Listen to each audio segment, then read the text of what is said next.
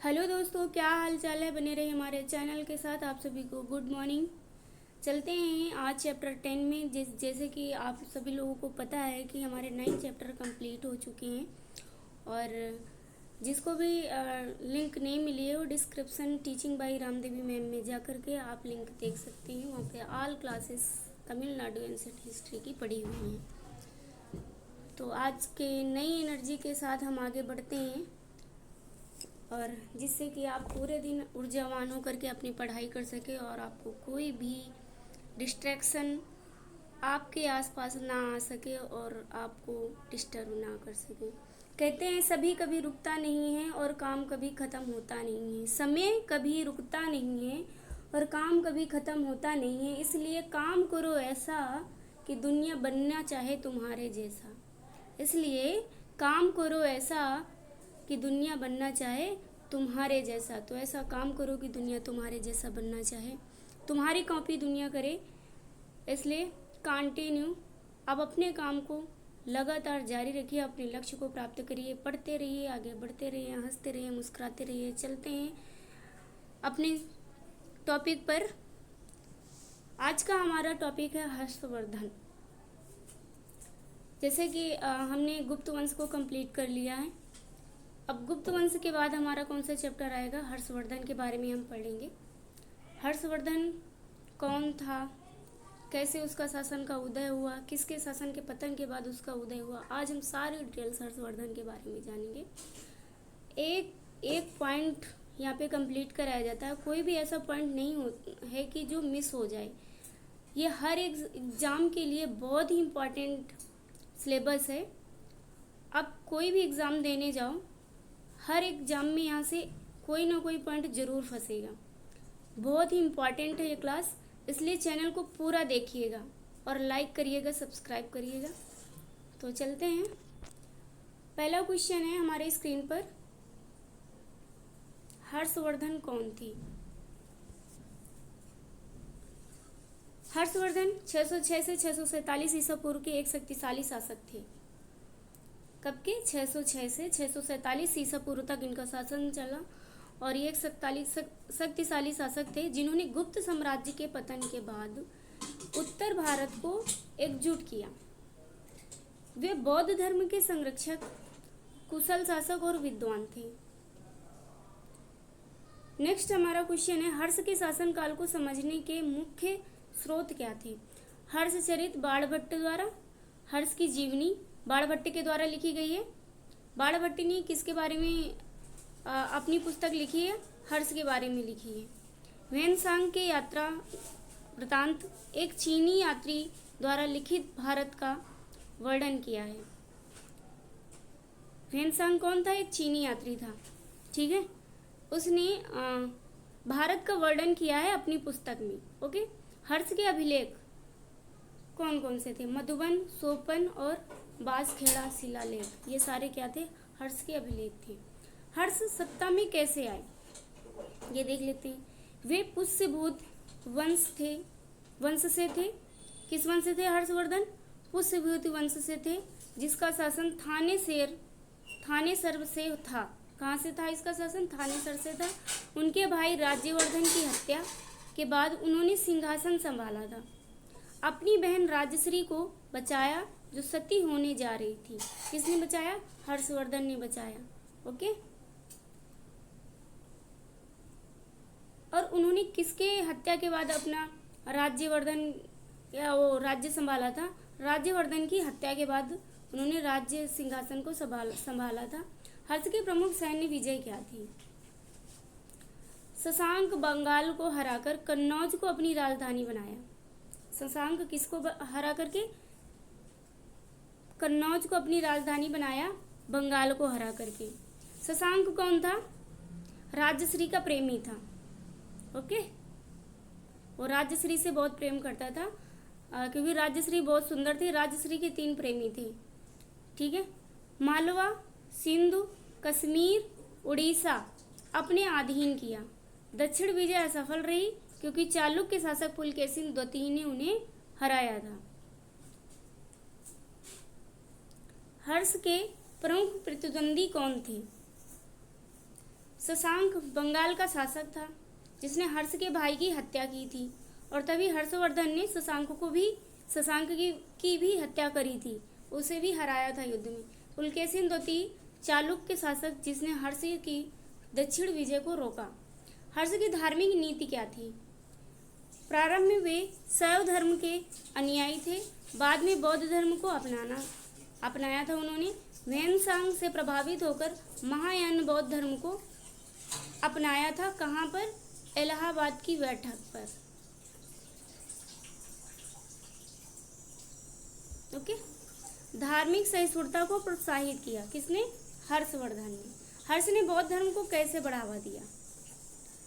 तो इससे आगे बढ़ने से पहले हम और सारे पॉइंट्स कंप्लीट कर लेते हैं, कुछ अन्य के थ्रू, ठीक है। जैसे कि हमारा ईस्टर्न घाट है, ये ईस्टर्न घाट है और ये वेस्टर्न घाट है। ओके, तो ये हमारा ये पूरा एरिया यहाँ से लेकर के उत्तर प्रदेश से ये पूरा एरिया ये पश्चिम बंगाल, अरुणाचल प्रदेश, मिजोरम और त्रिपुरा, और ये पूरा गुजरात से लेकर के राजस्थान से लेकर के ये पूरा दिल्ली और ये सब हरियाणा किसका शासनकाल था? हर्षवर्धन का था, ठीक है। ये हर्ष एम्पायर, हर्ष साम्राज्य यहाँ पर चलता था। इसके बाद चारकुल, ये क्या है? चारकुल के अंडर पुलकेशिन वंश था यहाँ पर, जो महाराष्ट्र और कर्नाटक और आंध्र प्रदेश, उड़ीसा का स्थान है, यहाँ पर था। इसके बाद यहाँ आ जाइए आप, पाल वंश। ये क्या है? पाल वंश है। और ये आपका है चेर वंश, ये केरल के साइड पड़ता है। और ये पांडे आपका तमिलनाडु के पास पड़ता है, जो कि दक्षिण भारत में। पांडे वंश का राज्य यहाँ पर है, तमिलनाडु के पास। और ये पूरा एरिया एम्पायर ऑफ हर्षवर्धन के नाम से जाना जाता है। ये यहाँ तक नेपाल तक पूरा हर्ष एम्पायर फैला हुआ है। और ये कामपुरा, ये कैसे जो है, ये क्या है? कामपुरा है। कामपुरा का वंश शासन काल है यहाँ पर। और नेपाल में भी हर्षवर्धन का शासन काल है, तिब्बत तक पूरा फैला हुआ है। और ये कपिसा, यहाँ तक पूरा इसका शासन है, गुजरात तक हर्षवर्धन का, सिंधु नदी से होकर के जाता है, ठीक है। और ये पूरा पुलकेशिन द्वितीय महाराष्ट्र, कर्नाटक और ये पूरा एरिया ले लेता है। तो ये रहा हमारा मैप, और इसके थ्रू हमने बता दिया कि कौन सा साम्राज्य कहाँ पर फैला और कितने कहाँ कहाँ विस्तार हुआ और कहाँ पर है, स्थायी रूप से कहाँ से उभरा हुआ है, इसके बारे में। ओके,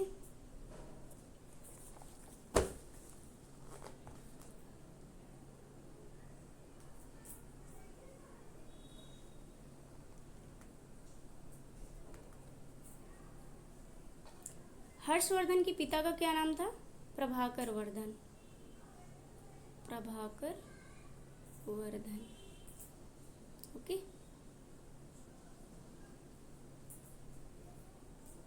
और यहाँ पर हुडों ने लगभग 500 ईसा पूर्व के बाद से कश्मीर, पंजाब और पश्चिमी भारत पर अपना वर्चस्व स्थापित किया। गुप्त वंश के शासन के बाद पहले तो गुप्त साम्राज्य का पतन हुआ, इसके बाद हूण आए।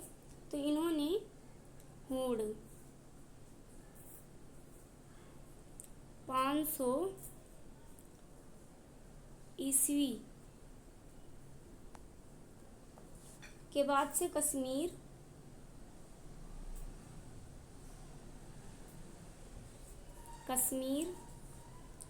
पंजाब और पश्चिमी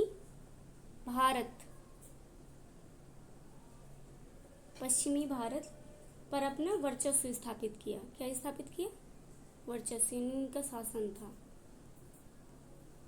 ओके।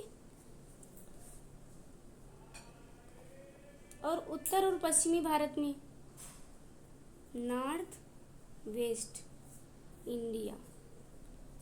नॉर्थ वेस्ट इंडिया में आधा दर्जन सामंतों के नियंत्रण में था। आधा दर्जन किसके नियंत्रण में था? सामंतों के नियंत्रण में था।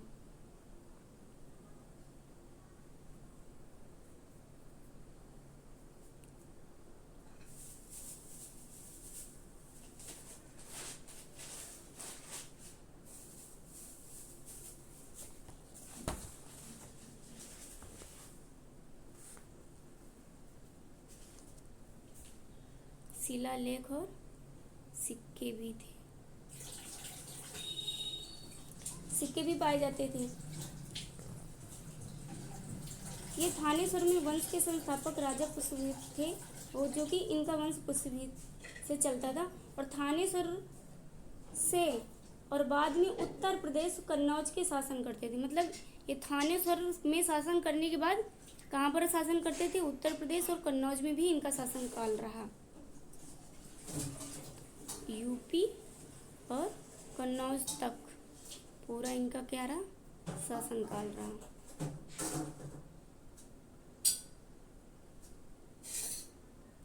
ओके।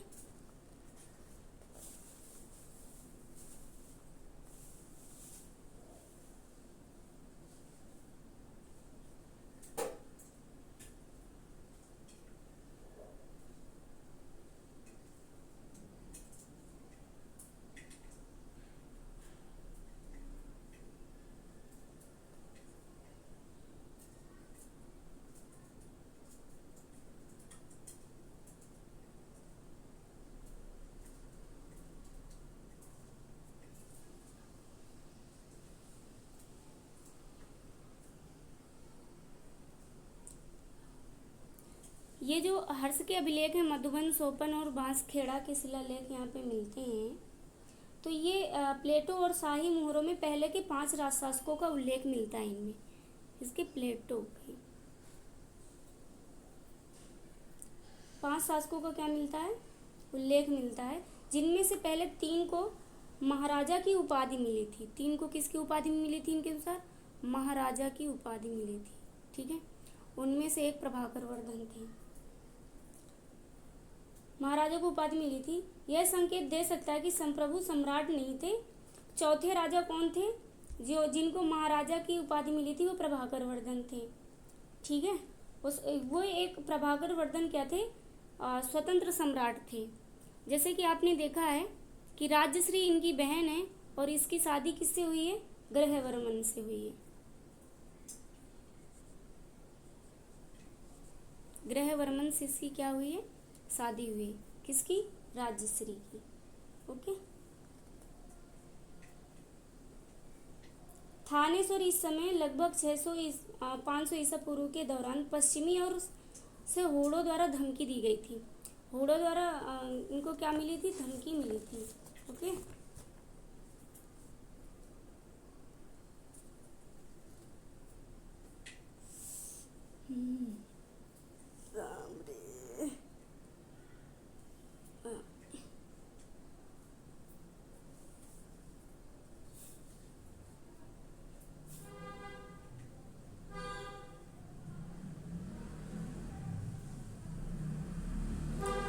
जिससे कि बाणभट्ट ने प्रभाकर वर्धन को होड़ हिरण के लिए एक शेर के रूप में वर्णित किया। मतलब प्रभाकर वर्धन की उन्होंने तारीफ की। किसने? बाणभट्ट ने, कि ये होड़ क्या है? एक हिरण के, उनको हिरण की मान्यता दे दी, और इसको प्रभाकर वर्धन को किसकी मान्यता दे दी? शेर की मान्यता दे दी, कि ये शेर है। ठीक है, कि धमकी दिया फिर भी मतलब वो अपना साम्राज्य चलाते रहे। शेर के रूप में वर्णित किया है, जो होड़ों को हराने, उन्होंने क्योंकि होड़ों को हराया था, और हराने के बाद पंजाब और हरियाणा के क्षेत्र में अपनी स्थिति मजबूत करने में सक्षम रहे। तो उन्हें होड़ों को हरा करके कौन कौन से एरिया अपनाए थे? पंजाब और हरियाणा।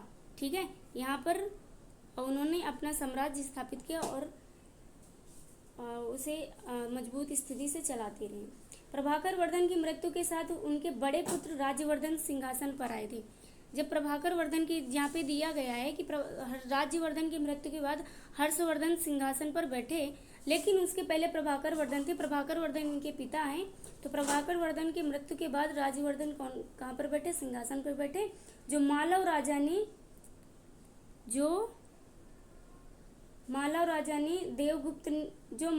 देवगुप्त ने ग्रहवर्मन को मार डाला।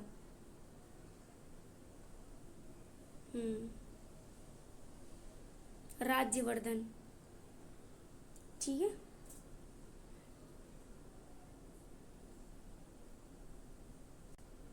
ये वहां पर शासन करते रहे। फिर एक नेक्स्ट पॉइंट है कि जो राजश्री की शादी किसके साथ हुई थी? ग्रहवर्मन के साथ। और ग्रहवर्मन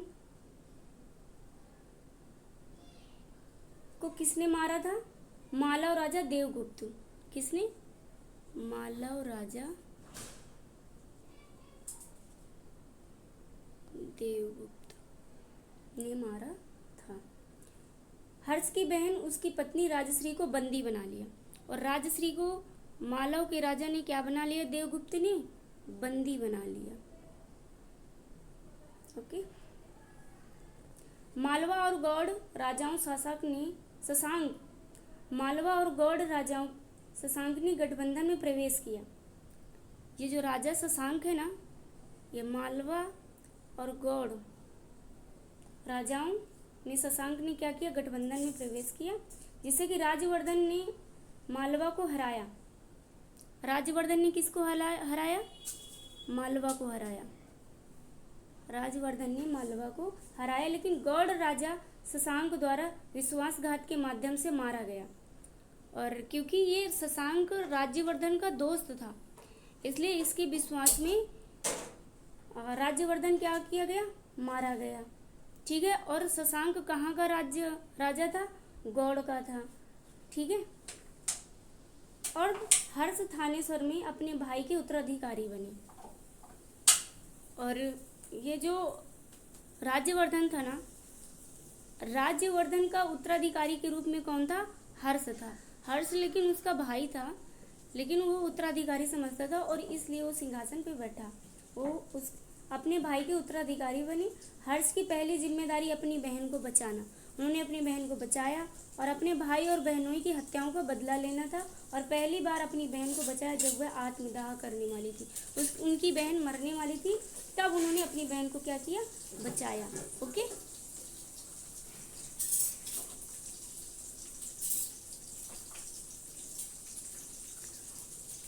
और जब हर्ष ने कन्नौज पर शासन किया तो उसके पहले शशांक का शासन था।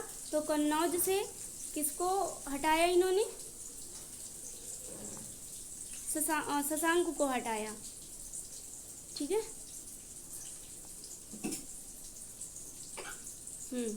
कन्नौज से किसको हटाया? शशांक को हटाया, बाहर निकाला और इसे अपनी नई राजधानी बनाया। कन्नौज को हर्षवर्धन ने क्या किया? अपनी नई राजधानी बनाया और उत्तर भारत का सबसे शक्तिशाली राजा बन गया, सबसे शक्तिशाली शासक बना। हर्ष ने वल्लभी के, यहाँ पर देखो मैप में मैंने दिखाया था, ये आपका वल्लभी है गुजरात के पास। वल्लभी के ध्रुवासेन द्वितीय के खिलाफ लड़ाई लड़ी। ये किसका राज्य था? ध्रुवासेन का था, ठीक है।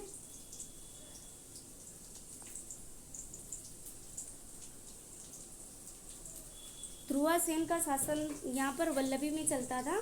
तो वल्लभी के ध्रुवासेन द्वितीय के खिलाफ लड़ाई लड़ी और उसे क्या किया? हर्षवर्धन ने हरा दिया, ठीक है। ध्रुवासेन द्वितीय एक जागीरदार बन गए। फिर वो एक जागीरदार बन गए, यानी कि जमींदार जिसे हम बोलते थे, जिसके बहुत सारी जमीन होती थी, तो वो जागीरदार बन गए। हर्ष का सबसे महत्वपूर्ण सैन्य अभियान पश्चिमी चालुक्य शासक पुलकेशिन द्वितीय के खिलाफ था। ये पश्चिमी चालुक्य आपका है, ये मैप में मैंने दिखा दिया है। पश्चिमी चालुक्य और पुलकेशिन द्वितीय के क्या बने? शासक बने, ठीक है। द्वितीय के खिलाफ था।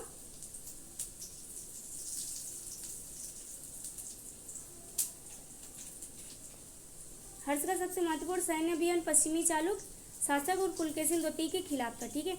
वेनसांग के विवरण और पुलकेशिन द्वितीय के शिलालेख दोनों इस अभियान का विवरण प्रदान करते हैं कि हर्ष ने नर्मदा नदी के दक्षिण में अपने राज्य का विस्तार किया। हर्ष ने कहाँ पर विस्तार किया? नर्मदा नदी के दक्षिण में, जो कि यहाँ पे मैंने दिया है पांड्य वंश का पर। इसके साथ ही उन्होंने क्या किया? मोर्चा लिया। लेकिन पुलकेशिन द्वितीय के ऐहोल शिलालेख में, पुलकेशिन द्वितीय का शिलालेख कौन सा है? ऐहोल है।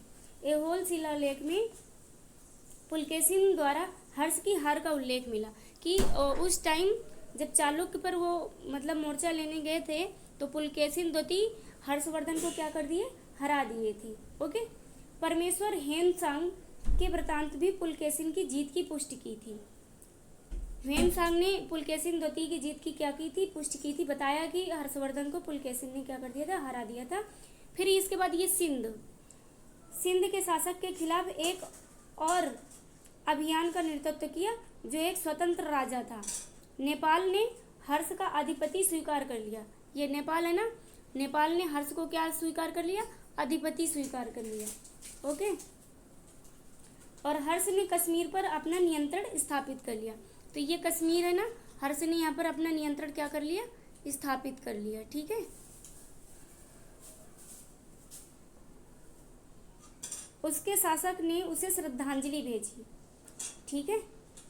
और उन्होंने असम के शासक भास्कर वर्मन, क्योंकि हर्ष का यहाँ से लेकर के उत्तर प्रदेश, असम और त्रिपुरा और मेघालय और अरुणाचल प्रदेश, ये सारी जगह इसका पूरा शासन फैला हुआ है नॉर्थ ईस्ट में। तो यहाँ पे दिया गया है कि असम के शासक भास्कर वर्मन। तो असम के शासक कौन थे?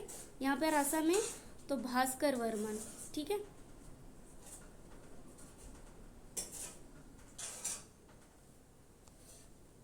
भास्कर वर्मन के साथ सौहार्दपूर्ण संबंध भी बनाए।